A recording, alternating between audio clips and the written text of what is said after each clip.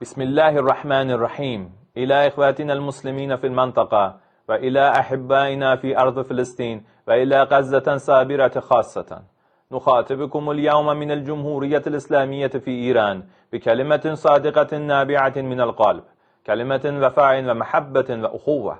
لقد ظلت الأمة الإسلامية وقضية الشعب الفلسطيني حيتين في وجدان الشعب الإيراني المسلم، فبقي اسم فلسطين منذ الأيام الأولى لانتصار الثورة منغوشا في وعينا راية للحق الذي لا يسقط أبدا، وللشعب الذي لا تهنه المحن مهما قست. فنقول لكم إننا لا نحارب اليوم دفاعا عن أنفسنا فحسب، ولا ثارا لشهدائنا وحدهم، بل دفاعا كذلك عن مظلومية الأمة الإسلامية والشعب الفلسطيني وشهدائه الذين لهم نصيب راسخ ومتجذر في هذا الموقف.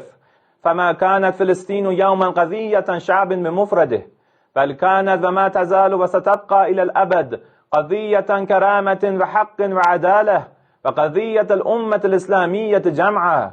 يا أمة الإسلام ويا شعب الفلسطين، لا تظنوا أنكم وحدكم في هذا الميدان، فنحن معكم على عهد لا يتبدل وموقف لا يتزعزع.